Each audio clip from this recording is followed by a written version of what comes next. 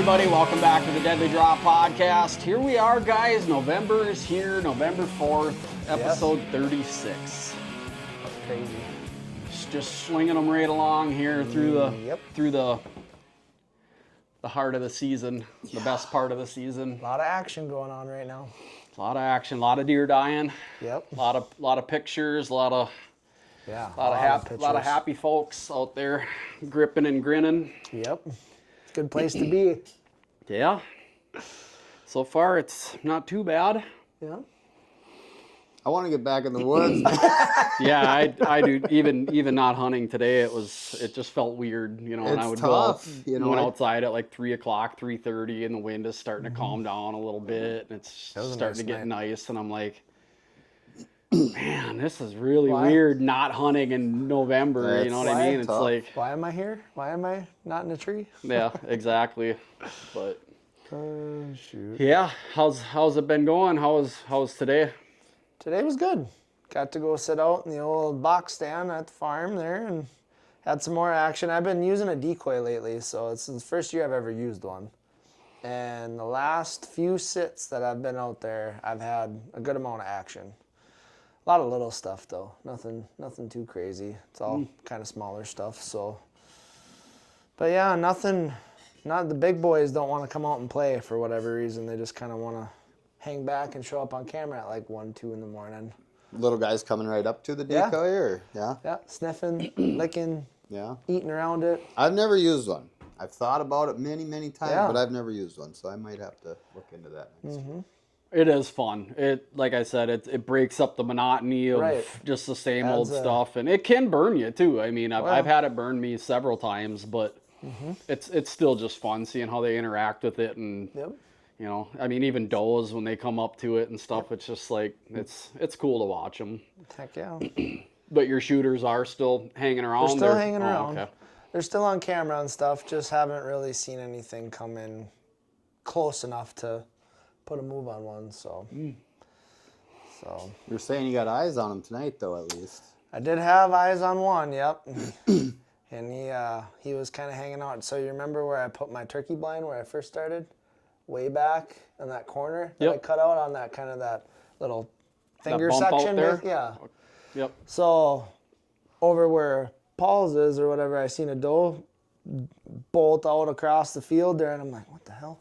So I grab my binoculars and I look, and I'm like, okay, well, she's kind of eating now, milling around. And all of a sudden I turn and I look, and I'm like, ooh, wait a minute. He looks familiar. And I kind of like was trying to make it all to where it wasn't blurry, and yeah, it was the one that I've been chasing. So he hung out there for a while, and then he stood up and he looked at the decoy, and that's when I really got a good look at him. I'm like, yep, that's him. And then he kind of started working the field edge, and then he would start trotting, and then he'd look at the decoy and he'd start trotting some more, and he kept coming closer and closer. I'm like, okay, come on. And then that road that goes right by that field edge there, he squirted up that. Well, I changed batteries on my cameras probably 4 days ago, because they're getting low. And when I went down that road where I parked where I was turkey hunting, that road is trashed all the way from the start, all the way to where the cameras are at. Everything's just trashed. There's scrapes everywhere. So I'm like, I bet you any money that he comes out right on that corner and just wants to get a little closer look, because he was a ways out there. So I'm sitting there, and it's almost about 5 o'clock. Sure enough, he comes out. I looked out that back window, and here he comes. I'm turning my shit on, and I'm making sure everything's where it's at, and I'm like, okay. I grabbed my bow. First time I grabbed my bow all year was that night right there, right tonight. So I'm sitting there, and he's coming. He got maybe about 60 yards and stopped and just looked. I'm sure he was probably waiting for it to move, and it never moved. And then he just kind of milled back towards the field edge there, and then back into the woods. Really? Yep. What side of the wind was he on? Was he upwind of it? Was he downwind of it? He was right into the wind, and it's a southeast wind today. That might have been why then. And that was the wind I'd always catch him on camera on. Was that wind? Yep. Sure enough, he showed up on that wind. So. Did you have any scent or anything sprayed on the decoy or no? Nothing. That might have been why. If he didn't smell it, and that's tough when they're for decoy setups when they can get that wind, because it's like, and that's how I've had it burn me as well, as even when I have had scent on it, that I was just buying like box store scents or whatever, and It's not natural. It's not natural, right. And so they catch it and they're just like, whoa, that's not a normal deer or whatever it is, and I've heard of even people cutting the glands and stuff off of bucks and zip tying them on there and stuff like that, just to give it that natural scent. And but I mean, they're that size and age for a reason, man, and and that's why it's not something that they're seeing or smelling every day. They don't want nothing to do with it. But some little dinks had no problem coming in, sniffing on it, eating right by it, licking on it, all that stuff. He didn't come. Well, that's like over at my place. Was that Sunday or Saturday? Sunday. Yep. We had that 9-pointer come in, and I had put piss all over out there, right? He didn't even stop to... Really? He jumped the fence right next to where I just doused a tree full of doe piss. Sure. And he didn't even stop. Sure. Walked right past it, and then he must have caught our scent drifting down. I mean, like right at 5 yards. And he locked right up and turned and went to the scrape where I put some stuff, and he didn't even touch the scrape. He just like, I think our scent bugged him out more than anything, but yeah, he didn't. It's like that scent didn't even trigger him at all. So I don't know, all this money a guy spends on scents and this and that, and I do want to look into the raw frozen scents next year. I've been hearing just more and more and more, and a lot of good things about that. And it sounds like it's coming from an Amish farm in either Ohio or Pennsylvania or something like that. And it's expensive. I mean, you get like a rut kit or whatever, and you get, I think, 5 bottles of estrus urine and a couple other, like some buck urine and stuff like that as like a rut pack, and it's like $100 and some bucks for it or whatever. But it sounds like it's really effective. So from a lot of the stuff that I was listening to on it. So I caught a couple of short clips on it too, and it looked like a lot of people were getting some good luck with it. So yeah, for sure. But yeah, how about you? Well, I'm done. I'm buck hunting in Minnesota anyway. It's I shot one yesterday morning. And it was, I don't know, it was just the best way for me to explain it was fun. I had a lot of fun, and that's kind of the hunting I want to get back to.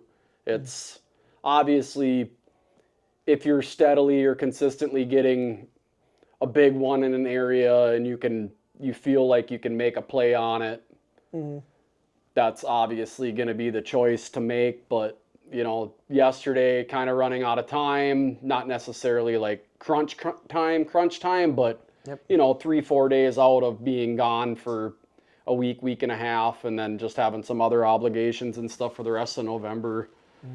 I was kind of telling myself, like, let's just get back to, if a decent buck comes through and you can make a play on it, and that's exactly what happened. And I want to say he responded to me rattling. He came out probably like 10, 12 minutes after a rattle session. Nice.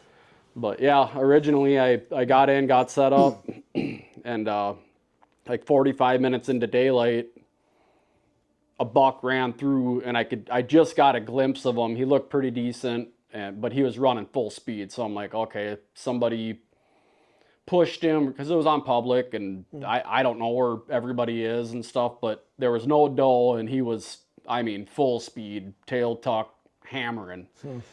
And so it was like, and I tried to grunt and stuff like that when he was smashing through, and he didn't want nothing to do with it. And so probably about 10 minutes after he ran through, I thought, if I'm going to rattle and make some noise, I may as well do it now, because maybe he got into the thicker stuff that was up, or it would have been downwind to me, but way off of where my scent cone was blowing, that maybe if I'd made some noise, he might come out and investigate it. But my worst fear was he was just going to come immediate downwind and peg me and get out of there anyway. But anyway, that was my plan, and I just started a grunting session, and then I just had my little rattle pack that everybody busts my balls over, and hit that a little bit and did a few more grunts, and I put my stuff away, and I was at full alert for, I suppose, about 10 minutes. And then it was like, okay, kind of windy and shit, so I hunkered into my saddle a little bit more, and I kind of put my shoulder against the tree. And at the time, Christy had texted me, she had asked me something, and I pulled my phone out, and I was writing back to her, and just as I was writing back to her, I kind of like, I looked up toward the tree, and I leaned over, and that buck was and he didn't make a peep, and he was already just quiet. Like 15 yards on the other side of my tree. Oh shit. And I'm like, this isn't good at all.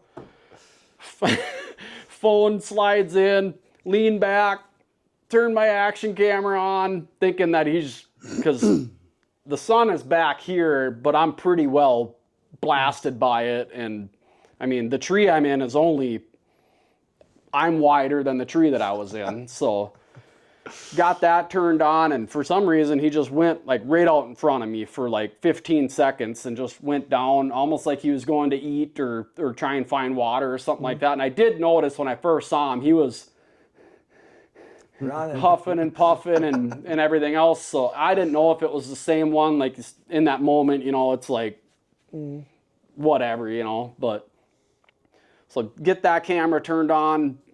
My the main camera is kind of swung out to the side of the tree, because you know how it is when especially when you're saddle hunting. It's like if you have it right back here the whole time when you're trying to twist around and stuff, your bridge is getting tangled up in it and stuff. And reach forward, grab that, turn, hit record, or turn it on, hit record, get that kind of turned toward him, and then my bow is out on the hanger, kind of out that way too. And by this time, his head's lifted up, and he kind of starts walking again. And I'm like, all I can do now is reach for my bow and see if I can get it. I had to lift it up and lean it out, because I hang it from my cam on that little J. Yeah, Pink. Yeah, exactly. And that's why I did that, was because of that other encounter I had when my freaking arrow was tangled up in a branch on the other side of the tree. And so I got that popped off, and of course it's like, the second that it takes to do that feels like an eternity, because you're just waiting for him to be like, well, what's that moving up there, But get it popped off, get it turned toward me, and notice that he's still just walking, and there's a big popple that he's about to walk by, and then there's another popple about 2 steps in front of him. I'm like, that's my last window. If I don't get drawn when he's going behind that big one and get it on him, he's going to walk, and then it was going to be too thick to shoot or too far of an angle to try and get it in him. Yep. And yeah, and you'll see in the video, frickin' rip that bow back. I mean, it was like, because I had a split second to get there and to settle my pin on him, glance down and see that he's still in frame. Yeah, I mouth grunted, and he stopped, and he actually looked where that other buck ran in, and gave him the beans. And yeah, watching the video on the actual computer, I would have felt a lot better about everything. Sure. Because he was just gushing when he took off. But yeah, he made it, I don't know what, 120, something like that. About 100, yeah. And he was laying in there, but 8-pointer, nice, solid, respectable deer. Not a giant by any means, but it was still though. Yeah, it was fun. Got me just jacked, adrenaline dump, everything. It was just like that. Kind of brought me back to the hunting 10, 12 years ago, when it was just like, man, just get after it and have fun doing it. And it's like, obviously a guy wants to strive to get something bigger and bigger and bigger and bigger every single year, and it's just like it's tough though. It gets to that point where, especially when most of your hunting is on public land, right. to find even a 140 in Minnesota on public, it's pretty dang tough, man. I mean, and then to find and get consistent that 10 other guys don't know about. Yeah. Right. And, you know, and then all of a sudden the boomsticks come out in the prime heat of the rut, and it's like, they just don't seem to get that big on and stay on public if they are, you know. Right. I mean, it's pretty rare to have them. Yeah, it's tough. to have them blow up and stay alive. But no, it was just, like I said, it was just fun. And, you know, aside of a little incident after we found them, I had a mishap with my knife and about cut my thumb off, but it... all in all. All in all, and then, of course, Rai had to finish gutting them and do the heavy lifting and everything because I'm standing there and... Which it wasn't far. He's like, get back to the truck and get something wrapped around that thing or whatever. Well, then when I kind of got it wrapped up, him and I both went back there, got some stuff to wrap it up with, and like painter's tape and McDonald's napkins. Walking back over to get the deer loaded up and on the cart and get them out of there, frickin' my blood trail was just as bad as the deer's on the way to the truck. So it was just like, it was, you know, other than that, it was fun. It was just a good day. Flesh wound. Yeah, just a flesh wound. Yeah, exactly. But no, awesome, was super stoked and proud to have the opportunity. And, you know, now it's this, I believe, Sunday, I'm probably taking off to run out to the North Dakota for that filming project. So that's awesome. Cool.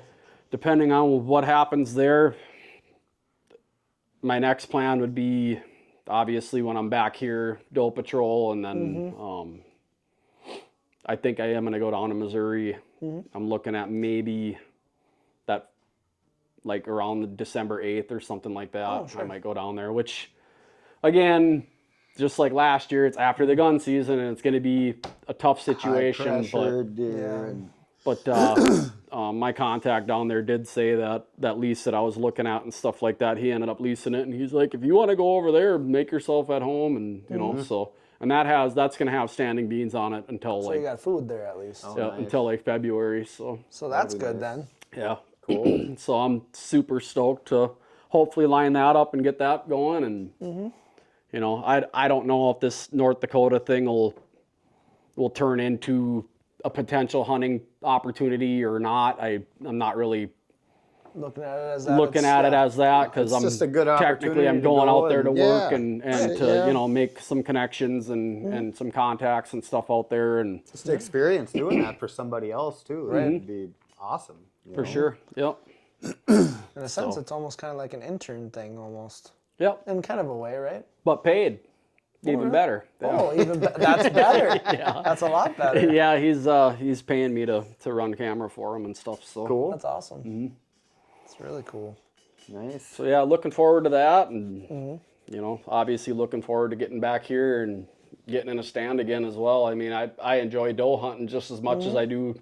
You know, obviously, killing a buck is the ultimate. But man, I still just get jacked and rattled when a big doe comes through and I get an opportunity. My ridge, fresh snowfall, to go sit the ridge and smack a doe up there I've done it a couple years in a row now, and it's just it's one of my favorite hunts to go do, like Christmas. Yeah. Go sit up there and smack a doe on Christmas Day, or it's fun. Yep. It is. Just a late bow season hunt, and snow on the ground. Yeah, there's nothing better than bow hunting when snow on the ground. Yeah, it's it's the ultimate. It is.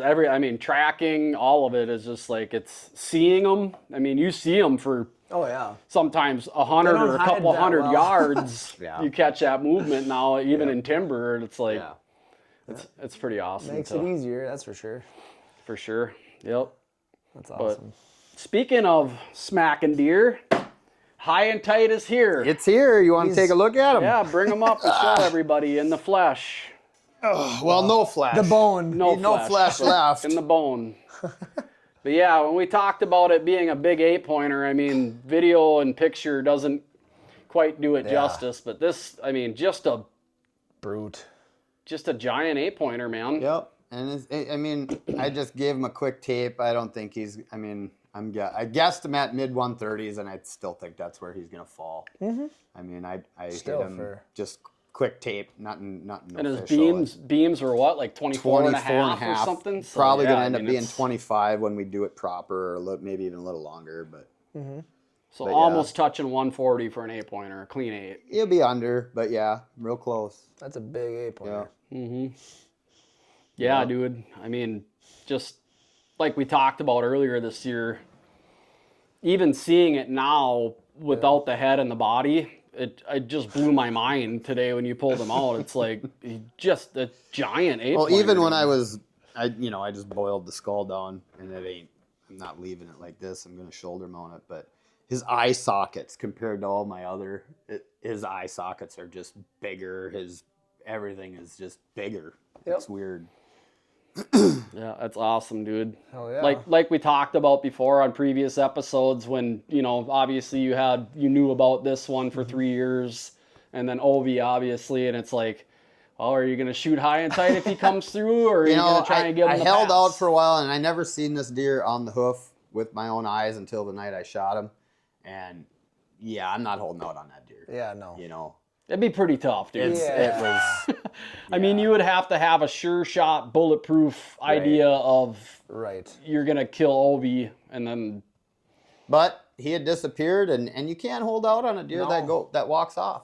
Right. I'm not going to. I mean, I only got the 60, and there's plenty of hunting going on around me, even though they're holding out for big ones too. I mean, that's one that people are holding out for. So if they got an opportunity at them, great for them, and it is what it is. But yeah, it's just it was quite the show. It was fun. Oh yeah. I bet it was. And there's still some, nice deer running around. We were hunting out at my place a couple nights over the weekend and stuff, and he got drawed back on that one, and I drew back on a 9-pointer out there, and yeah, he just like what he said when he was explaining how he had dumped some piss out on both sides, one by a scrape and the other one right by the fence crossing there, and he actually, when he came up, he was just upwind of that, like he was almost touching the tree that he peppered with it. And he jumped the fence and he quartered to us immediately. And I'm already drawn, and Ryan's like, wait for him to turn, wait for him to turn, wait for him to turn. And I'm just like, I can't wait anymore. Well, he held her for a while and followed him down. And then, like he said, he got to the trailhead, and whether a little bit of us pulled down, I mean, it should have been blowing back behind us, but it was the day before, and we couldn't even hunt in there because that wind coming off that hill can mess. It doesn't do ever what it says it's doing. Ever. Right.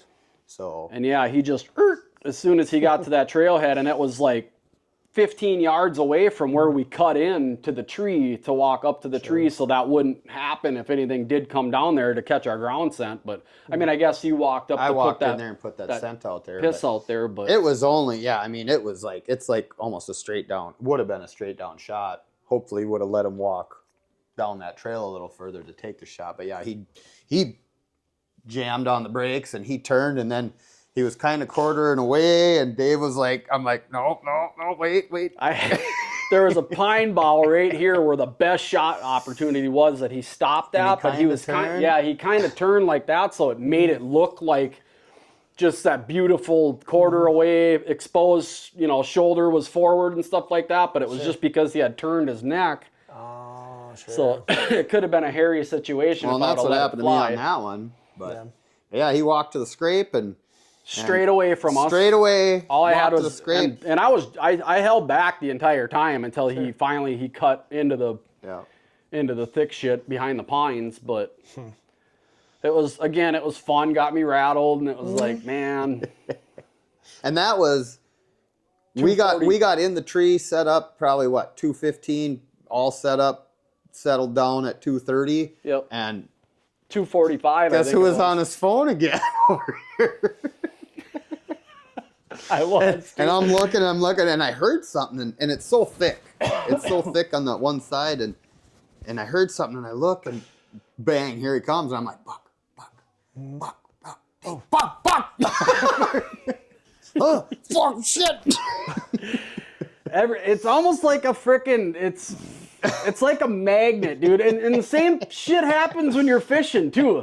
It's like when fishing kind of gets slow or there's nothing going on, you pull your phone out, you're looking, and pretty soon your rod's almost going down the like hole. This, and all of a sudden you're like, what the? Oh, shit, there's a fish. Yeah, exactly. But yeah, I wasn't on my phone for 30 seconds, and he's buck. And yeah, by then he was already to the fence, getting ready to jump the fence, and it's like, holy shit. I gotta get my shit together here. Yeah. Did you have that one on camera at all over there? Oh, yeah. Yeah? Yep. Nice. Yeah, you actually filmed him when you sat that spot earlier this year. Oh, nice. So. Yeah, he's a nice buck. Yeah, we got to whispering about it about 15 minutes after he had left, and I'm like, I probably shouldn't have even pulled my bow back on that deer anyway, because he's pretty massy deer. He's pretty tight, but he's pretty massy already for, if he's 2.5. So, sure. I was like, but I was just like, it's your tag, pal. And hey, man, whatever. When I take someone hunting, whatever you want to shoot, Right. Yep. So. But yeah, in hindsight, it's like, that's probably a good deer to let go if a guy has a decision to let him go, because could he be the next high and tight? Maybe, who knows? I mean, right, or who, whatever, Yeah.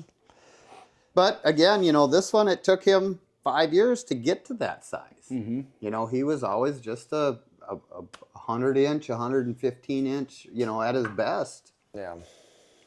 And he got big this year. Yeah, you could say that. Yeah, and he's got some nice mass there too. Yeah. All the way through. Yeah, dude, the beams, I mean, they're frickin' just boomerangs on that thing. I still love watching that video of him just, it was early season, or just as bow season started, he was kind of scrapping with a 2.5-year-old. And they both they're not getting serious, but they just kind of stop and they both stand up with their heads, and it's like, it's like, and the body size, man. He was twice the size of that other deer compared to you think, oh, that's got a bigger body on him or whatever, and it's like, once you see a big deer next to that deer, or what you think is a big deer, not even compared. It looked like a whitetail trying to fight with an elk. Is what it's kind of what it looked like, Yeah. It's just body size. I mean, it was just crazy how much bigger of an animal he was. Yeah. Mm-hmm. Yep. But that's. Yeah, and the teeth, I compared his bottom jaw to previous other deer, and you can definitely tell the wear is really definitely there. Oh, sure. So I did pull the bottom two fronts, and I'm going to send them in and see what it comes back as, because I'm positive he's 5.5 just from pictures. Sure. So I'm curious to see if he's older, or if they come back say it's 3.5. I'm going to call it bullshit. Yeah. Yeah, it's pretty. You have pretty good evidence. Oh, I mean, 3 years of pictures of him, and it is that deer. Right. I mean, without a doubt. So, just a tank. Any more news on Ovi or sightings or pictures or anything? No. Not a thing. Just vanished, huh? October 13th was the last picture I had, and who knows? We'll see. Yep. Yes, you will. I did realize, I always thought he had disappeared before, but he had been there probably up till rifle season, or about this time before he disappeared. So hard to say. I always thought he had, but I wasn't really watching him until last year, really. So we'll see if he comes back. Do you think it's just like rut range activity, or do you think it's like he's I don't know, okay? Because the last 2 years, looking back at pictures, before I thought he had disappeared before, but I wasn't trying to follow that deer. I was looking at these other deer, shooters at that year. And him and Ovi had been together 23 through the fall, 24 through the fall. And now this year, come early mid-October, he's still around and Ovi disappeared. So either he got shot, hit by a car, or I'm thinking maybe he pushed him out. Yeah. He just maybe more of that dominant, the way he reacted to the calling when I shot him that night. I mean, he came in ready for a fight. Yeah. He was, Wasn't messing around. He was steaming. But man, you would think that even now, like, it's been a couple weeks that High and Tight's MIA.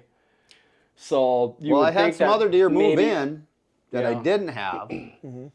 So I don't know. And now they've kind of disappeared too. So maybe who knows? I mean, with all the rut activity going on and pressure on the neighbors doing some timber cutting and shit like that. So it's hard to say. Right. We'll just ride it out, and the kids are coming home for gun season this weekend, and I'm kind of excited about that too. So yeah, maybe he makes an appearance then. You never know. So, and there's 2 other nice ones in there. So, and for them, I just love it when they get something. So that's a win for me, just to have them home and go deer hunting with them. That's what I love more than anything. So. Oh yeah. But yeah. Nice. Cool. Well, I think we could probably wrap this one. We got another one to do here to get through most of November. Stint and the old rutcation. Get at least out to like Thanksgiving or something like that. But thank you guys for listening and for supporting here, and thank our sponsors and partners on this one, and we'll catch you guys next week.